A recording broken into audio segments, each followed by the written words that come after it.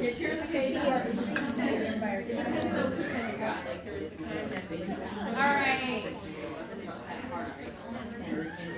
I want to make sure there's plenty of time for like questions and answers at the end. And this is also like the kind of the like quintessential piece of what do we do with all this information that we have, now what?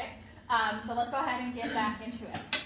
So we're going to do our last self-regulation thing, and I wanted to at least give you the opportunity to have at least one somatic self-regulation tool to take with you. So I'm taking this from this book here. It's called Healing Trauma by Peter Levine. And Peter Levine is I'm pretty certain he's got like a medical background, but ended up specializing in healing trauma from a somatic approach. And a somatic approach is literally just like the physical body, like healing trauma from healing your body kind of thing. Because we experience trauma, like we talked about earlier, we know what we're experiencing feeling-wise, or our emotions, because of the physical sensations that we're experiencing. And so he just really focuses in on understanding your trauma from a physical sensation approach, and how to start healing that trauma from that same approach. This book is like, it's like $10, it's super cheap, and it comes with a CD that has audio recording of him talking you through his 12 steps to heal trauma. So we're going to do today his first step in this, okay? And this is called your body boundaries. And so one of the things that he talks about in this book is that as we experience trauma, we disconnect from our body because the sensation is so uncomfortable. And so it's really common for people to not have a real clear sense of their own bodily boundaries. And so as part of the healing process, like the first step of healing, starting the healing process from his 12-step program, is to start to really start to sense your bodily boundaries. And so what we're going to do is we're going to take a moment to get settled and like a little bit grounded, and then we're going to do an activity where we literally feel the boundaries of our skin. Okay? If this makes you uncomfortable, don't do it. Okay? I'm a firm believer in doing only what feels right to you when it feels right. So if it feels right, then join me. If it does not, then you can just sit and watch, and that's okay too. Okay? So go ahead and just take a moment to get settled into your chair. Allow yourself to really feel present in your chair. If you're comfortable doing so, put both feet on the ground just so that you're really like sturdy and grounded and centered. And then taking a couple of deep breaths.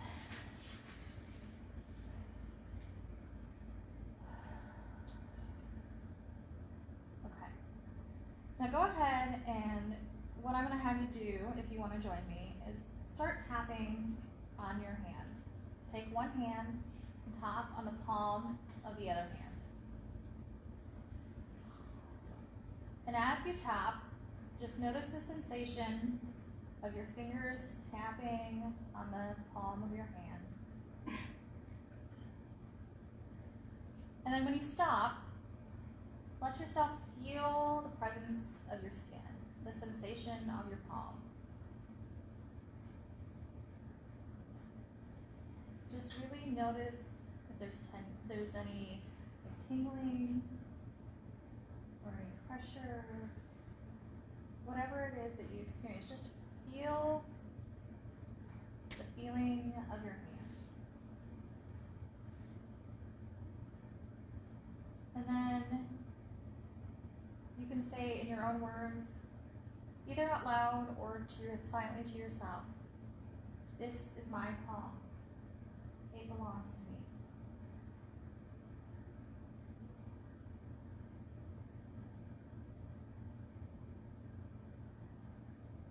And then turn your hand over and do the same thing. in the back of your hand. Tap it. Soft or hard, slow or fast, whatever feels right. Just tap your hand. Allow yourself to feel the sensation of the tapping. And then when you stop, just notice the feeling of your hand. And again, this is the back of my hand. It belongs to me.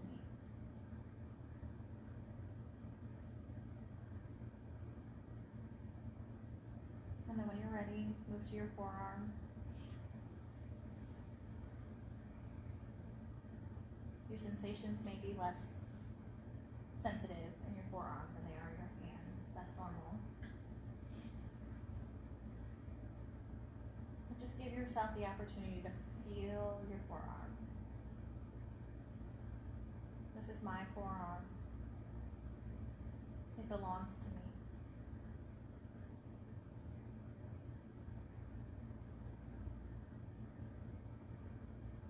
And then up to your shoulder.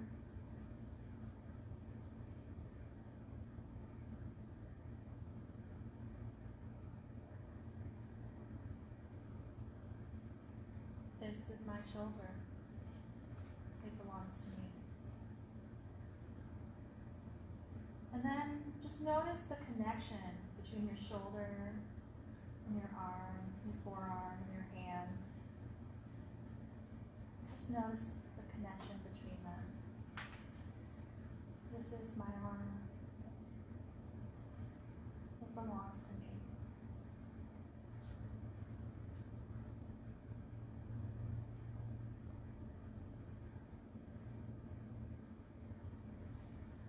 So, what you can do when you have the time and an environment that feels safe to do it, you can do that throughout your whole body, from your head to your toes. You can even do it in the shower with, like, if you have like one of those shower heads that like vibrates, right? The pulsing. Take the time to like allow yourself to experience that in different parts of your body, and just allow yourself to be present in the feeling of that part of your body, and give yourself the opportunity to really just feel that this is your body and it belongs to you. I see a little bit of emotion in some people's faces. I want to check in. Is everybody, are you doing okay? Does anybody need to like step out, or you're all okay? Okay. That can be emotional if you've been, particularly if you've been so disconnected from your body for so long. Doing something as simple as just slowing down and feeling your body can feel really intense. So if you're experiencing intensity, know that that's normal as you start to do the healing process, because it feels so foreign because you've been disconnected for so long. Okay.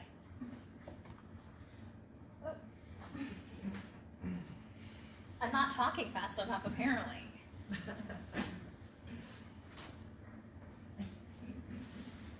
Okay. So we're going to talk a little bit more. I know that today's kind of been a lot about trauma in the brain, but we're going to dive in a little bit more intensely to what is happening when we self-regulate. So you've heard me talk about self-regulation a lot today. And so what we're about to talk about is the shifts that are happening in your brain, so that you understand how to self-regulate and like understand the science behind it. So we all have, as part of that brainstem area of our brain, we have what's called the autonomic nervous system. Its task, as I said earlier, is to keep us alive. So your autonomic nervous system is part of your brain that is tasked with keeping us safe. And it's an automatic thing, an unconscious thing that happens. We don't think about it. It just happens on its own. Okay, so within the autonomic nervous system, we have the sympathetic nervous system and the parasympathetic nervous system. And I like to describe the sympathetic nervous system as the gas. The sympathetic nervous system is the go button, essentially, for our brain. And the parasympathetic nervous system is the brakes. It's the stop button, okay? When we have been activated, we've been triggered, and our brain has registered that there's some kind of trigger, or some kind of threat, like I talked about before, when we release that chemicals into our body, that's actually the sympathetic nervous system doing what it does, okay? The sympathetic nervous system is the part of the brain that says, let's go, let's prepare to either fight or run, okay? So when the sympathetic nervous system is activated, it floods us with chemicals so that we can be prepared to do one of two things, either fight or run. Does that make sense?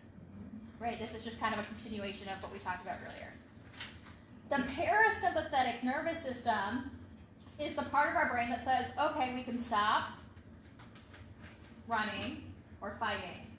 We can start to feel calm again. Or in the case of freeze, when you freeze, your parasympathetic nervous system goes to the other extreme and hijacks us, and then we just shut down altogether. Okay? Sympathetic nervous system is the gas. Parasympathetic nervous system is the brakes. Typically, just to keep this fairly simple, we're going to think about when we're triggered or activated, we are in a sympathetic nervous system response. And what we want to do to self-regulate is activate our parasympathetic nervous system. We want to put the brakes on. If you think about like a scale, like the scale of justice, this is regulated when your parasympathetic and your sympathetic nervous system are balanced, okay? You have a good amount of go and a good amount of brake, okay? When we're activated, it goes like this, and your sympathetic nervous system hijacks you. And you're like, nope, we're hyper-focused on survival right now. What you want to do with self-regulation is start to create, or to activate your parasympathetic nervous system so it comes back to balance. Okay? So, that, I mean, is really the whole purpose of doing any, self-soothing, doing any, the self-regulation skills that we've talked about today are examples of ways to activate your parasympathetic nervous system. Doing the self-soothing activities, creating a safe space, creating an environment that feels safe, or doing the imagery of safe space in our head, listening to music, all of these things activate our parasympathetic nervous system so that we can be balanced.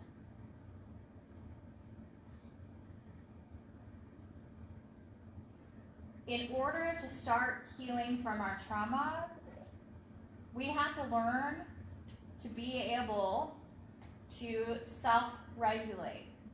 Because what happens, when we are in sympathetic nervous system dominance, when the go button is on, parts of our brain that, the prefrontal cortex deals with complex thought. We can't have complex thought.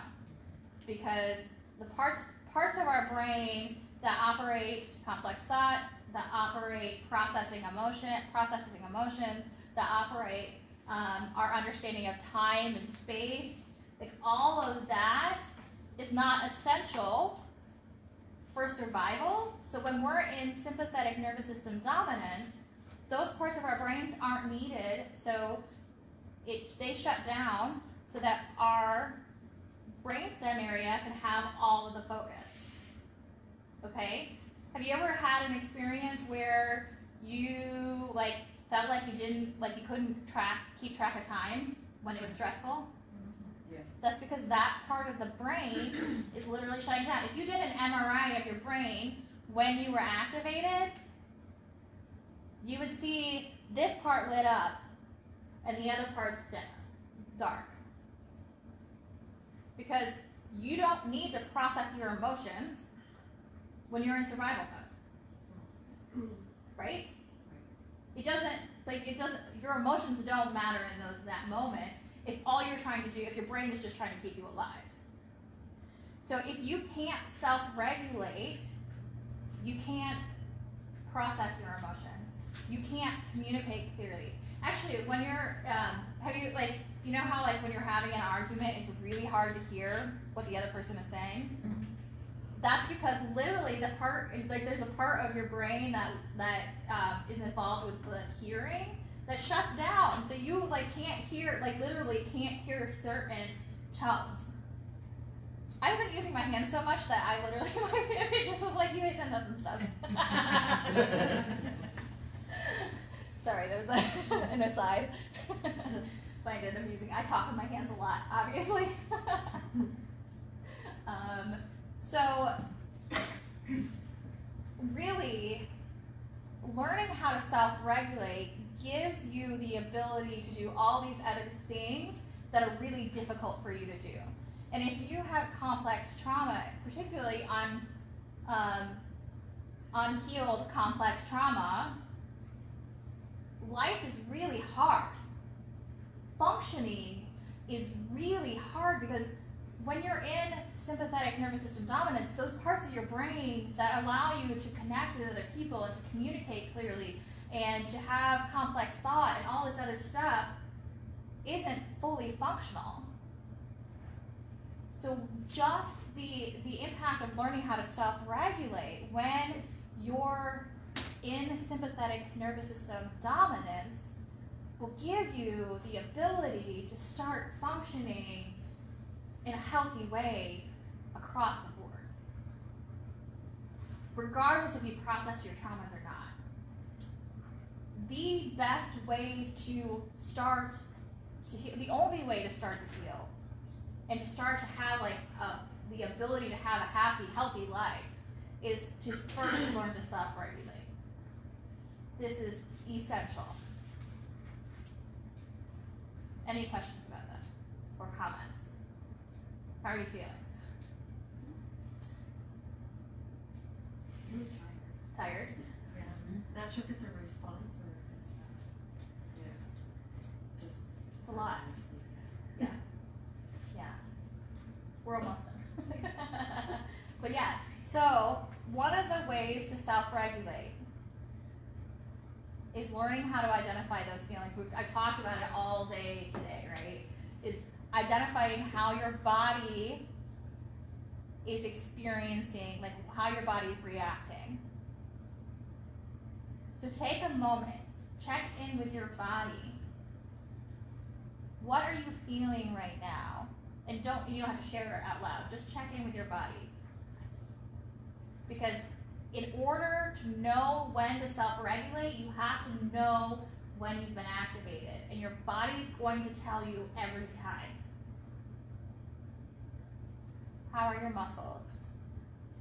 How's your breathing? How's your heart rate? Your stomach? Your neck and shoulders and your back? Yeah. So if we're dysregulated right now, we go back to daily tapping, or? You can go back to daily tapping as a way to like come back into your body. But even like before, like in order to know that you're dysregulated, you have to notice the symptoms, right? You can't like know, well, like there's lots of ways to self-regulate. Right. Tapping on your hand can't do that. But in order to know that you need to do that, you have to know the symptoms and the signs that your body is giving you that you're having a physiological response and that you're in the sympathetic nervous system. So let's say my body wants to run right now. It's rapid heart rate, was something. So you could do any number of things. Any of the things that we've done today. But my favorite is, like I said when we started, to do the deep breathing. So why don't we go ahead and do that now? Is that okay with everybody? Let's go ahead and take a moment and to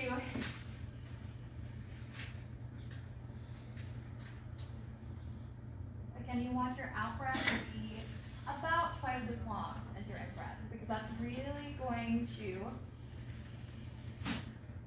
help slow your breath. So one of the things that happens when you're activated is your breathing becomes shallow, your chest becomes tight, your heart rate increases. So to activate your parasympathetic nervous system, you want to undo those things. And doing deep breathing helps your body go, oh, I'm safe, because you're slowing your heart rate, you're slowing your breath. And then because your body is saying, I'm now safe, then your brain can go, oh, okay, I'm safe. So then it activates the parasympathetic nervous system.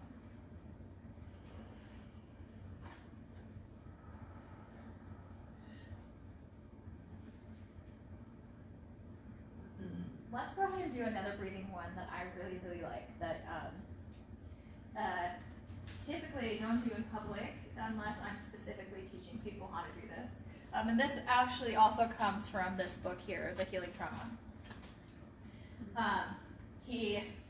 It's one of his activities that he describes is, so take in like a really deep breath, and then when you breathe out, make a sound that's voo, it's V-O-O, voo, like so that it vibrates your like chest area, okay? So, and then you're gonna breathe that out for as long as you can, and then do it again, okay? So I'll do it 3 times.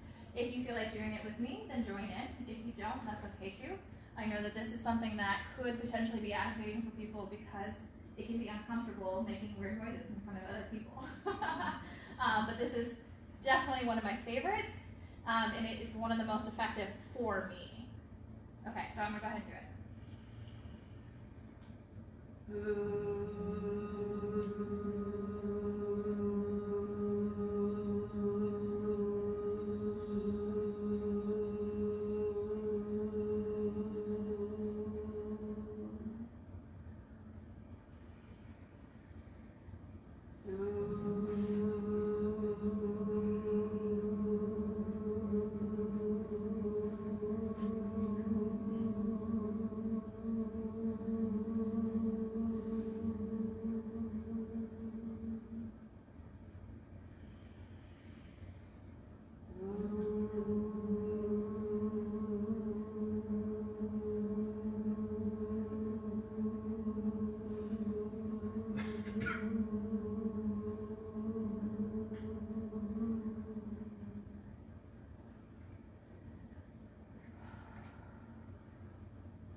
For me, doing that, I can feel my shoulders start to drop. I can feel my heart rate start to lower.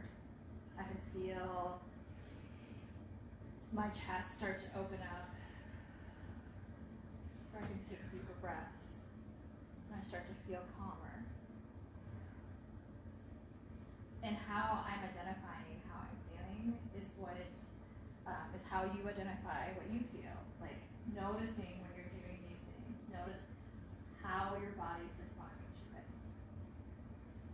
And so you'll know, based on how your body's responding to it, if that's one that helps you or not. But for me, that one, for sure, every time I do it, definitely activates my parasympathetic nervous system because I can feel the physiological shifts happening in my body. I can feel my muscles loosening. I feel my chest opening up.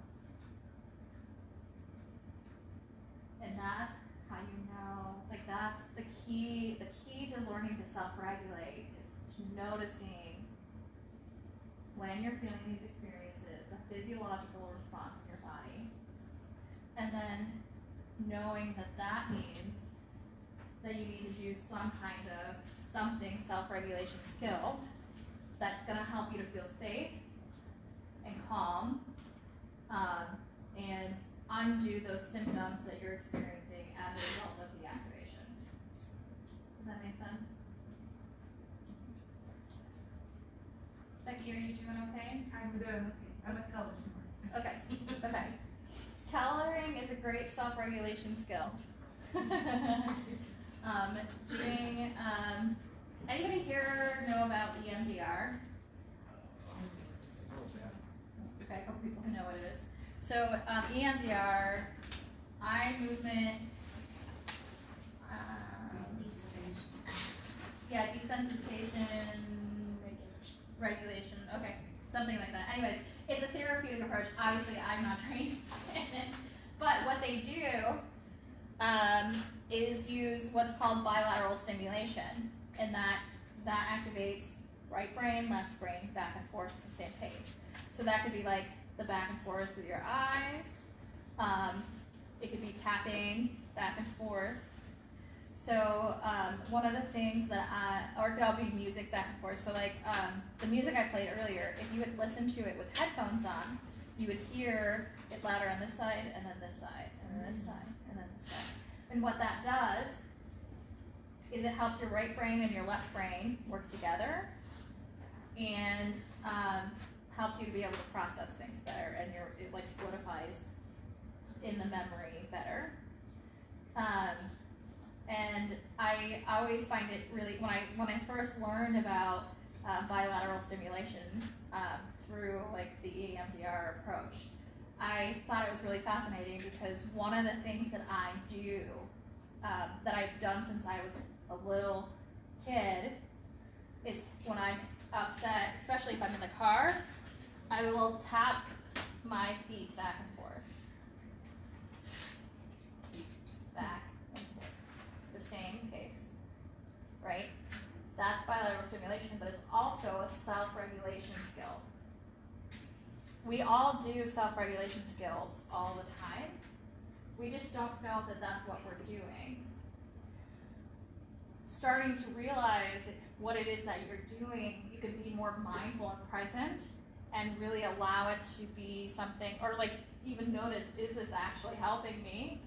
Or is this something that is not really helping me, but it's signaling that I need to do something else that does help me? Does that make sense? So what are the things that you do to self-regulate? Yeah. I like sensory things, so I'll rub on my hands. I'll constantly rub my hands together. Yeah. Great, yeah. Rubbing your hands. Anybody else do that? I notice I do this a lot. Where I like push my fingers together and feel the pressure of that. What else do you do for self-regulation? Squeeze my toes. Squeeze your toes? Yeah. Play with my hair. Me too. Whistle and make noises. Whistle or make noises, yeah. I sing to myself, and I only do this when other people are not around, because other people would not want to hear me sing. It would not be regulating for you. That's the way I sleep. But I know, like, if I'm like singing to myself a lot, or I'm noticing that I'm doing that, then it's like, oh yeah, I'm doing this because I'm self-regulating, which means that I'm having some kind of physiological response, and it just means that I need to slow down and pay attention. What else do you do to self-regulate? Rock. How warm pets. Yeah, your pets? Yes. How soothing is it to pet an animal, right? So soothing, especially if they're like one of those like really snuggly ones, right? Yeah, our hairless. Feels like a baby's pet. Yes. I have pit bulls because they love to snuggle. Is this dialectical? B? DBT? No. I mean, DBT can have some skills that would help you in self-regulation, but DBT's approach is focused only on really learning to change your behaviors and not like understanding why you're having these behaviors. I'm familiar with that. Yeah. Oh yeah. Does anybody actually know like actual like the like tapping as a like therapeutic approach? Like where you But it didn't work Yeah. for me. We've done it in yoga. I never thought it worked, but It didn't work for me. for some people it is really effective, and actually it is one of those that like is research based.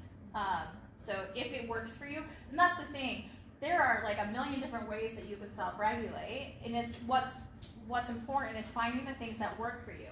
If they don't work for you, doesn't mean that it's like that there's something wrong with it or you.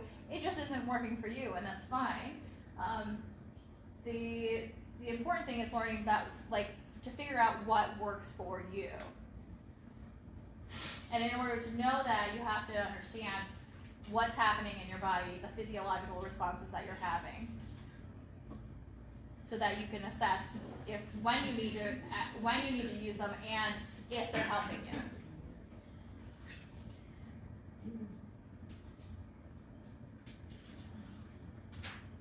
Okay, any other self-regulating skills that you use to help you?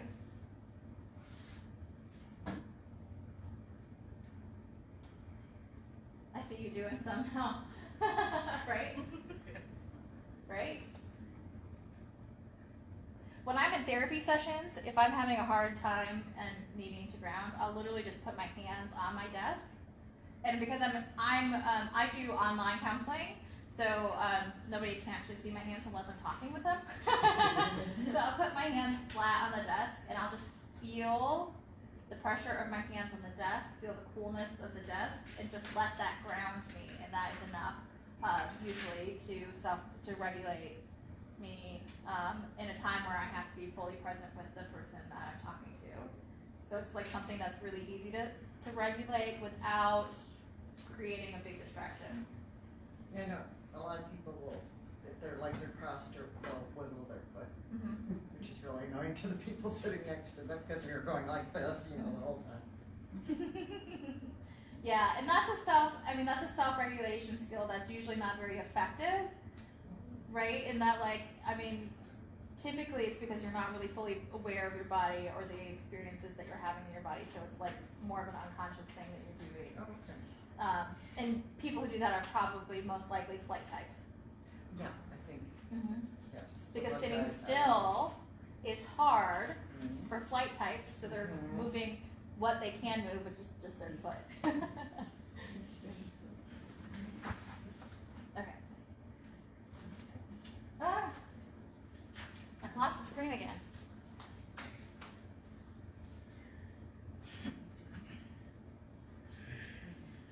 Okay, so I'm not gonna go into too. I feel like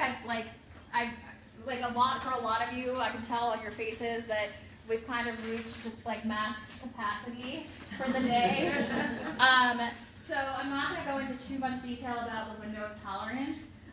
Just a really quick statement. If we look at a normal, if we're having a normal response that's not a stress response, we are somewhere we flow somewhere right here in the middle between these dotted lines. But when we're having a trauma response,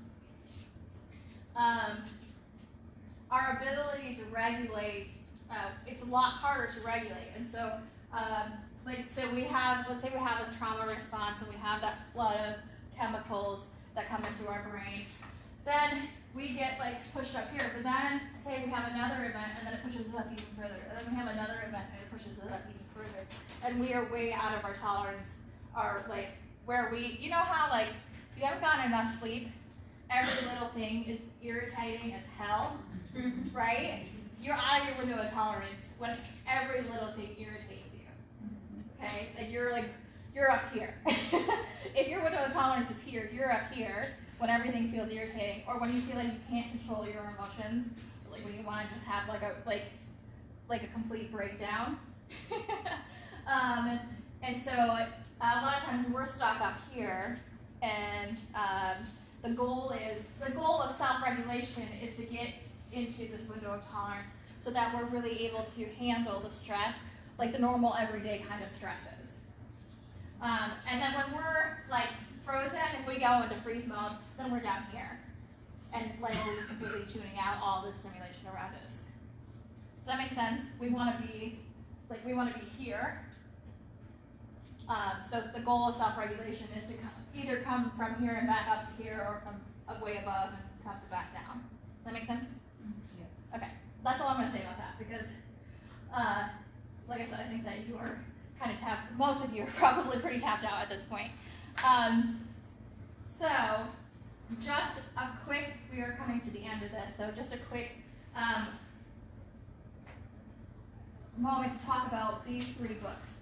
These 3 books are probably the 3 books that have had the most impact on me as a person who has experienced trauma and as a person who specializes in treating trauma. The first one is Complex PTSD from Surviving to Thriving by Pete Walker. This was my introduction to really understanding what complex trauma is and looks like, how it presents. So if you want to know yourself, read that book, and you'll go, oh crap, that's me. Almost every time I have a client read their book, they're like, oh yeah, that's me. And like they're reading about themselves, essentially. It's a really, really powerful book. It is written by a therapist, but it's written for like just the general population. And so it doesn't use a lot of really complex words or concepts. The middle book is The Healing Trauma by Peter Levine. That's this one I have here. It is a really great book for understanding the physiology of what your body is experiencing. It's short, it's cheap, and it can be really powerful. So I definitely recommend this if you're wanting to really learn how to self-regulate, particularly, and understand what it is that you're experiencing from a physiological response. And then the last one is The Body Keeps the Score by Bessel van der Kolk. This is written more like for like professionals and less for like just the general population, and so it's a little bit more complex. But if science is your thing, especially if like neurobiology is your thing, this book is really, really powerful. I can't read his name. Bessel van der Kolk. So it's Bessel, and then the last name is Van, V-A-N, Der, D-E-R, Kolk, K-O-L-K. Okay, so I have somehow misplaced my complex PTSD book. I probably lent it to someone and I forgot, and I don't know who to ask for it. So anyways, I don't have a copy of that, but if anybody wants to look at either of these books, I do have these copies here, so you can like look through them if you're interested in them. So that's all I'm going to say about those books. They're really good. If you want to read them and have access to them, check them out. They might have them at the library, I have no idea. But yeah, okay. And that is really all I have for you today. What questions or comments do you guys have? I thought this was great, like it really is. I appreciate you doing it, because there really isn't very many opportunities for things and like growth in this community, especially like mental health and things like that. Like we have services, but not real like in-depth, like if you look in the paper, there are tons of groups for substance abuse and alcohol abuse, but there really isn't anything for things like this. So thank you very much for putting this on. You're welcome. And also, as a side, sorry, as a side, those groups also aren't trauma focused either. No. And substance abuse, I didn't talk about that at all today, but it is a symptom also of trauma. Yes. It is a way to try to self-regulate through substances. So is eating. So is eating, yes. Yes. So is shopping. I mean, really, any of the addictive behaviors is an attempt at self-regulating. So, but thank you for saying that. Anything else? Okay.